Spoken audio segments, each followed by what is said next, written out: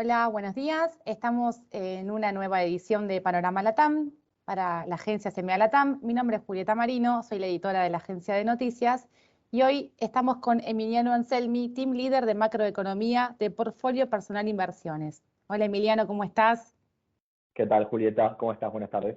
Buenas tardes. Gracias por aceptar nuestra invitación. El objetivo más o menos de la misma es, bueno, viendo las últimas semanas acaloradas con el tratado y el debate del acuerdo con el FMI, es poder comprender un poco desde la perspectiva de ustedes y del mercado, digamos, cuáles son los alcances del mismo, ¿no? El viernes se conoció que el FMI, el Board, aprobó el acuerdo, de hecho publicaron hoy el comunicado. Entonces, bueno, queremos saber, digamos, que nos puedas explicar vos en la práctica lo que se aprobó, qué significa. Sí, mira, te digo que el mercado lo lee como un acuerdo que evita el abismo, básicamente, que Argentina entre en situación de pagos y esa situación de pagos implique caídas de cartas de crédito, caída con otros acreedores bilaterales o multilaterales como puede ser el Club de París, y lo único que te hace es además te evite una caída de la demanda de dinero que te podía inclinar o empujar a un salto en cambio de régimen inflacionario, que vamos a estar en una inflación de 60 con un acuerdo con el fondo incluido, que se podía ir a niveles superiores al 100%, como habían esbozado algunos candidatos de la oposición, o el mismo diputado José Luis Esper, que creo que es el único economista que se había animado a decir que Argentina podía inflación del 100%. Lo único que te hace es, te evita ese escenario de catástrofe, pero creemos que es un acuerdo light, que no es un acuerdo hecho ad hoc para la Argentina, es un acuerdo de facilidades extendidas que tiene la Sí. particularidad de ser a 30 meses en vez de ser a 10 meses, como son todos los acuerdos de facilidades extendidas, y que no te demanda ninguna reforma estructural, ni impositiva, ni laboral, ni previsional, solo te pide algunos ajustes menores, creemos que es bastante generoso con el país el acuerdo, y que el fondo de alguna manera lo dice en su comunicado, cuando dice reformas realizables, tiene en Sí. mente juntarse con la próxima administración en diciembre de 2023, barajar de dar de nuevo y decir, bueno, sentémonos a hacer un acuerdo que sí tenga reformas estructurales. Nosotros lo catalogamos como un acuerdo light, que no cambia el derrotero de la Argentina, que no obliga a la actual administración a hacer un cambio en el enfoque de política macroeconómica, y por lo tanto los bonos, que es el activo que mejor refleja la perspectiva del soberano, siguen clavados en una paridad de 30 a 32 dólares. Fíjate que casi que no se movieron, incluso con la noticia del acuerdo. Y el acuerdo que también que confirmó Guzmán la semana pasada con el Club de París, tampoco, digamos, no movió mucho la aguja, digamos, hubo un cierto optimismo, pero es como que quedó como a mitad de camino. No sé, o sea, da tranquilidad, pero no es que tampoco inyecta mucho aire este, a largo plazo, usted con el Club de París. De la misma manera que lo que ocurrió con el fondo, lo que vemos con Guzmán es que lo que quiere hacer es patear pagos, postergar pagos para la próxima administración, al igual que hizo con los bonistas privados, al igual que hace con el Club de París, perdón, con el FMI, y al igual que hacen con el Club de París, patea pagos para la próxima administración, pero no hay ningún cambio en el enfoque de política macroeconómica, como te digo. Entonces el mercado se degluta esas noticias. Dice, muy bien, bueno, Argentina no va a perder 1.000 millones de dólares o 2.000 millones de dólares en sus reservas porque con el Club de París va a pasar a pagarlo dentro de 2 años. Por ejemplo, o sea, los países serios no están todo el tiempo viendo de consumirse reservas para pagar programas o para pagar deudas, sino buscan acceso a los mercados para estar refinanciando las deudas constantemente. Y Argentina no tiene acceso a los mercados, tiene Claro. tasas extraordinarias o exorbitantes de arriba del 25%, nunca puede acceder al mercado con eso. Entonces el mercado, hasta que no vea un cambio de enfoque de la política macroeconómica, no va a pagar. Por eso digo, se deglute las noticias del mercado. Pueden parecer buenas, pero sí el enfoque de Guzmán de estar procrastinando el ajuste o procrastinando el cambio de política económica. Ah. Cristalina Georgieva, que es la directora gerente del FMI, puso también en el comunicado, además del acuerdo que era más o menos realista, que se necesitaba un fuerte consenso social, que viendo lo que fue el debate en el Congreso, donde uno ve la coalición oficialista, digamos, y toda, bueno, ¿no? La grieta que se está dando también, digamos, estamos lejos del consenso social entre la oposición y ahora hay como uno podría entrever que están todos mirando el 2023 que permite, ¿no? Están como todos ahí purgando por el poder, entonces el consenso social está como un poco fragmentado. Esto a futuro pesa también sobre, es decir, se está partiendo de un acuerdo, pero sin el consenso social, sin el llamado que están pidiendo que se haga, ¿no? Totalmente, como vos bien decís, dice que se necesita consenso social y político para que se haga el acuerdo, e irónicamente el consenso político es entre un ala del oficialismo y entre la oposición, pero el mismo oficialismo no se ha logrado poner de acuerdo, que es el oficialismo el que tiene que cumplir las metas.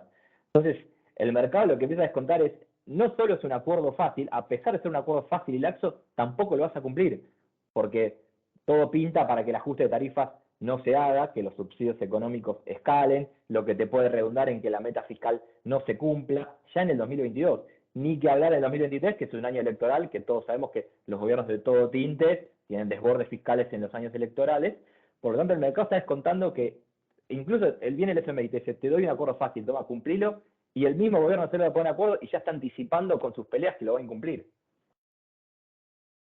Es decir, ustedes sostienen, por lo que vos me estás diciendo, digamos, el ajuste de tarifa, la quita de subsidios, todo lo que ya se viene diciendo que se va a hacer con este acuerdo así laxo firmado, se patea y no lo aplicarían, digamos, ganamos margen para no aplicarlo ahora. El gobierno va a Sí, intentar patearlos para cumplir el acuerdo a rajatabla, digamos, sin hacer los grandes cambios drásticos que se tendrían que hacer. mira, nosotros tenemos en mente sobre la meta fiscal, que es lo que estamos hablando de Sí, que es bajarlo de 3 puntos del PBI a 2,5 del PBI en 2022, en este año. Tenemos pensado que lo cumplan tal vez en el segundo y en el tercer trimestre. El primer trimestre ya estamos terminando. Fue malo el sí. resultado fiscal de febrero, pero creemos que en marzo no se van a pasar, así que van a cumplir la meta del primer trimestre. Pero creemos que la meta ya del cuarto trimestre, que puede acumular un déficit de 1 punto del PBI solo en el cuarto trimestre del gobierno, vemos complicado cumplir esa meta, no solo por la parte de subsidios, porque la parte de subsidios con todo lo que generó la guerra en Ucrania hizo disparar los subsidios energéticos, digamos, disparar los costos de la energía, por lo que el gobierno tiene que dar un aumento de tarifas mayor, Sí. no solo por ese lado, sino porque estamos viendo que todo el resto del gasto está creciendo muy fuerte. Nosotros tenemos en mente que crees que el segundo y tercer trimestre se cumpla y ponemos nuestras dudas en el cuarto trimestre. Eso recién lo vamos a saber, recién se va a revisar esa meta en el primer trimestre del 2023, en marzo del 2023. Eh, pero bueno, básicamente esto excede la política de tarifas. Yo creo que el FMI le va a dar una extensión, un waiver al gobierno si incumple la meta fiscal por el lado de tarifas, pero vemos que el gobierno está dando señales de todos los otros gastos también estar desbordados. Claro, y lo que justo vos mencionabas, lo de la guerra de Ucrania, digamos, eso también justo dificulta por el tema de los costos de energía. Si el conflicto se extiende, que bueno, justo hoy, por lo que vimos, hay como una nueva ronda de negociaciones que hasta ahora no han avanzado mucho. Si el conflicto se extiende, ¿qué es lo que el mercado puede llegar a mirar? Lo que el mercado ve que si el conflicto se extiende, el déficit, la cuenta de subsidios, que es de 2,3 del PBI en 2021, va a subir. Hay estimaciones que dicen que puede subir, porque viste, esto depende de la duración del conflicto. Claro. Las estimaciones que hay son de que suban entre 0,3 del PBI y 0,7 del PBI, es decir, sería a 2,6 barra 4. Y Guzmán había dicho en su presentación a principios de marzo que la cuenta de subsidios se iba a reducir en 0,6 del PBI.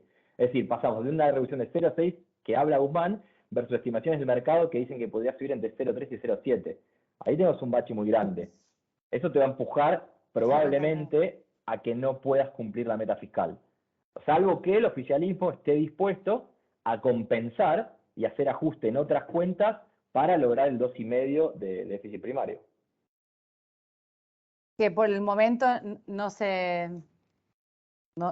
digamos, no se ha dicho nada, no se ve que vayan en camino a eso.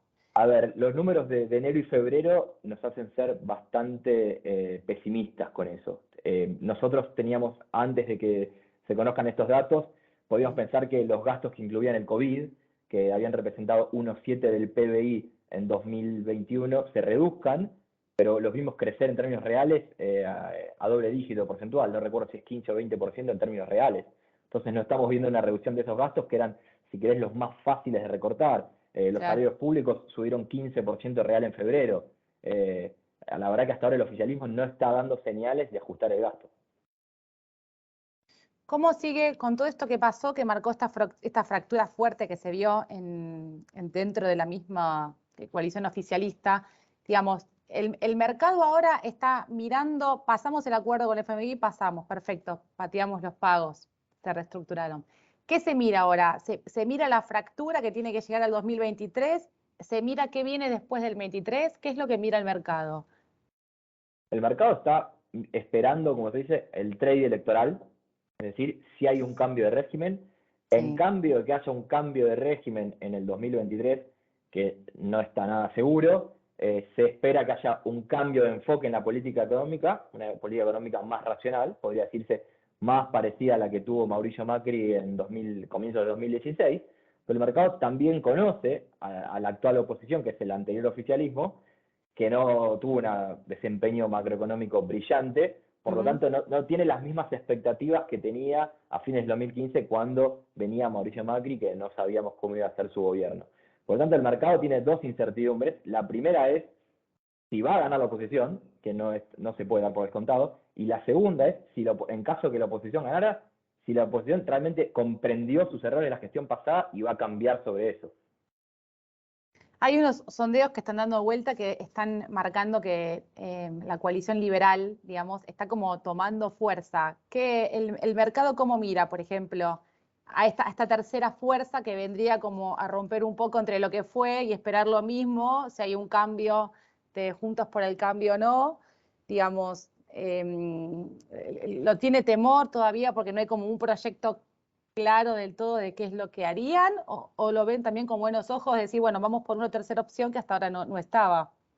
No, el mercado no lo toma como una opción que sea capaz de juntar los votos para ganar la elección. O sea, el mercado está entre el Frente de Todos y Juntos por el Cambio, sabe que esas son las alternativas al 23, pero sí toma de manera indirecta que tomen cierto consenso entre la sociedad y hacia ideas más liberales o más pro mercado, que eso pueda influir a Juntos por el Cambio y que esa influencia dentro de Juntos por el Cambio lo haga orientarse tal vez más a tener una decisión más pro mercado que la que tuvo en el periodo 2016-2019. Es más por una vía indirecta que podría influir en 2019, que José Luis Espert o Javier Milei podrían ganar poder de negociación y tener cierta injerencia dentro de Juntos por el Cambio. Incluso los más aventurados se atreven a decir que podrían ir a una gran paso opositora, y por supuesto si tanto Espert o Milei, el que sea presidenciable de ellos, consigue un buen cabal de votos, tendría herramientas para ir a negociar por algunos ministerios o algunas políticas públicas en 2024, una vez asumido. Volviendo a la coalición actual, digamos, la figura del ministro de Economía, de Martín Guzmán, siempre se dijo en un momento que su misión central era venir, cerrar el acuerdo, solucionar este impasse. ¿Y ahora qué es lo que se presiente, digamos, que puede venir un cambio de gabinete, que su misión fue cerrar los acuerdos internacionales, dar respiro, o que en este mensaje de que soldar la fractura y mostrar cierta unidad tras el cambio que ya se hizo con las elecciones, dejarlo y no mover más la parte más económica? Mirá, yo creo que el oficialismo entiende muy bien que Guzmán es el mejor exponente que pueden tener. De las personas que están dispuestas o capacitadas dentro del oficialismo a agarrar el Ministerio de Economía, no hay nadie mejor que Guzmán. Yo creo que cualquier figura que pueda ir atrás de Guzmán sería tomado con muy malos ojos por el mercado. Se han nombrado ha habido algunos rumores, pero sobre todo si vinieran esas figuras a reemplazar a Guzmán del riñón de Cristina Kirchner, que es tal vez el enfoque económico más equivocado a entender del mercado, todo sería para peor. Es decir, Guzmán no es visto con muy buenos ojos por el mercado, pero dentro de lo mal visto que puede ser, es lo mejor que tiene para ofrecer el oficialismo. Así que no hay perspectivas de un cambio de gabinete, porque se cree sobre todo que el gobierno tiene instinto de autopreservación, como mostró yendo a un acuerdo y no yendo a un default. Más allá de las tensiones internas, fue y terminó acordando el FMI en la misma línea. Creemos que si Guzmán es el mejor exponente que tienen, lo van a mantener. ¿Cómo se espera ahora? Vos me decías esto de los pronósticos de la inflación, tremendos del alza de la inflación. que sumado al alza de precios, a la guerra, bueno, a la inflación de Estados Unidos, digamos que es un contexto de por sí de inflación histórica general, más nuestra alza, el ciclo de alzas de tasas está complicado. Fernández anunció la semana pasada que venían como una serie de medidas, su famosa guerra de la inflación que comenzaba ahora. ¿Ustedes tienen perspectiva de que esto realmente produzca un cambio, de que el gobierno esté intentando, más allá de las medidas que está anunciando para el cambio, esté generando otro tipo de medidas?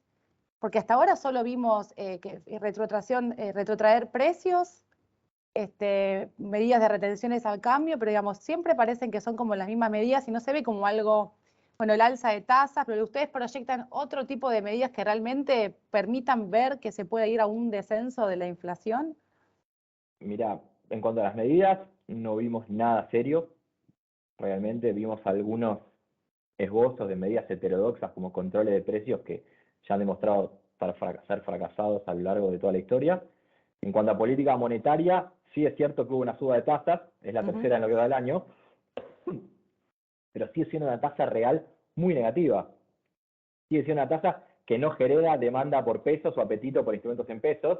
La tasa de interés efectiva de los plazos fijos quedó en 53% para los minoristas, en 50% para los mayoristas, frente a una inflación anualizada de marzo de febrero, perdón, que dio 73%. Por lo tanto, el alza de tasas sentimos que es poca. Sí creemos que el gobierno se puede escudar en el límite a la asistencia monetaria al Tesoro para el déficit de este año, de 1% del PBI, que eso podría redundar en una inflación que comience a bajar, pero hacia 2023. Hay que recordar que la inflación de todo el año del 2022 va a estar juzgada por la emisión monetaria del año pasado. Claro. Recordar que la emisión monetaria tiene un lag de entre 6 y 9 meses, es por eso que el FMI mismo lo proyecta una inflación más alta en el 2022, en el memorando de entendimiento de Argentina, la inflación bajando algo en el 2023. Pero entonces, la inflación está jugada la de este año, esperamos unos próximos meses de inflación muy alta, del orden de entre el 4 y el 5%, y recién hacia el segundo semestre podríamos ver algunos registros de inflaciones menores, tal vez empezando con 3. Pero estas medidas del presidente no tienen el más mínimo efecto sobre la inflación, que es un fenómeno monetario. Si el acuerdo se cumple, esto es muy importante recalcar que sí se cumple, porque si el acuerdo, si se ajusta el déficit fiscal, es que Argentina podría emitir solo un punto del PBI. Esto podría redundar en que en 2023 tengamos algo menos de inflación. Hay que decir una cosa, el acuerdo te pone un límite al financiamiento monetario directo, pero no te pone un límite al financiamiento monetario indirecto. El mismo gobierno te dice que va a haber 2 puntos del PBI del programa financiero financiado por mercado de deuda local. Sí. Esta liquidez en realidad va a ir contra liquidez bancaria. Es decir, que el mismo fondo lo dice en su publicación del viernes, que lo pone implícitamente, que de esos 2 puntos del PBI, el financiamiento de deuda neta en el mercado, hay 1,6 que van a ser contra liquidez bancaria. Es decir, que eso va a ser un desarme del ELIC, de los pasivos remunerados del Banco Central, que va a ser emisión monetaria. Es decir, la base monetaria no solo va a crecer 1 punto del PBI por el financiamiento directo, sino 1,6 por desarme de pasivos remunerados, en su mayoría el ELIC. Entonces es un financiamiento monetariamente expansivo. Sí. Es cierto que si vos sumás las dos cosas, sigue siendo menor que el de 2021. Por lo tanto, podrías esperar para el 2023 un descenso de una inflación, pero a niveles muy elevados. Estamos hablando de que este año podemos estar en un 60-65. Si Argentina baja la inflación en 2023 a 50, sigue siendo un nivel muy elevado. ¿Qué tipo de políticas consideran ustedes que en el momento en el que está el país ahora generarían no sé si un freno, digamos, que la inflación baje o se puedan volver a cifras de años anteriores? ¿Qué es lo que está faltando que no se quiere hacer? Lo que vemos es que primero es que se debería tener, si hubiera un acuerdo con el FMI nuevo, una meta fiscal de déficit cero, que creo que he escuchado a unos candidatos de la oposición que esbozan esa idea de en el 2024, más allá que el fondo no lo pida, porque el acuerdo va a 30 meses que parte ahora, sí, ir a una meta de déficit cero ya en el mismo 2024. Eso te va a permitir, ya está puesto en la meta con el fondo, en la de financiamiento directo es 1 punto este año, 0,6 en 2023 y 0 en 2024.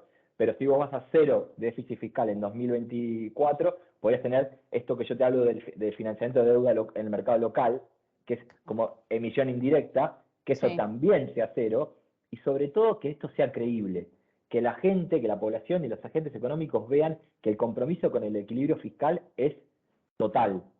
Si el equilibrio es total y es percibido como permanente, eso te puede levantar la demanda de pesos y a su vez ir absorbiendo todo el exceso monetario que está guardado en el Banco Central, que son los pasivos remunerados.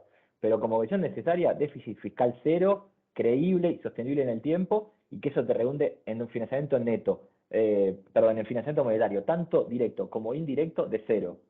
Si eso se percibe como permanente directo, podemos empezar a pensar en una inflación bajando. Claro, en un optimismo del propio mercado, volviendo a invertir y volviendo a generar. Emiliano, así ya te libero. Quería consultarte, de acá en más, las acciones, ¿ustedes qué ven de las acciones? Bueno, habría que hacer foco en energía mientras esté todo este tema de la guerra. Después ustedes sobre cuál piensan que son las que tienen, por ejemplo, en el trimestre que sigue o en el segundo semestre, las chances de ser las más protagonistas. Mira, nosotros vemos a las acciones, a los ADRs argentinos, que son los que tienen cotización en Nueva York, Sí, como se está viendo en las últimas semanas, desprendiéndose de lo que son los bonos soberanos. Los bonos soberanos no levantan cabeza, salvo hoy, que es un día particular, que suben porque sube todo emergentes. Pero vemos al mercado confiando más en lo que puede hacer el sector privado que los bonos. Es por eso que hay una divergencia en el camino. Las acciones han levantado un poco y los bonos siguen caído. muy quedados. Y como decís, sí, priorizamos las acciones dentro del sector privado, que son los ADR, priorizamos el sector energético porque van a verse favorecidos por el contexto de la guerra. Pensando más en 2023, como en todo ciclo, esto ya es pensar en más largo plazo, los bancos suelen anticiparse al ciclo de crecimiento económico, al crecimiento del ciclo de rebote, por lo tanto en 2023 los más favorecidos podrían ser los bancos, siempre pensando en que hay un cambio de régimen, ¿no?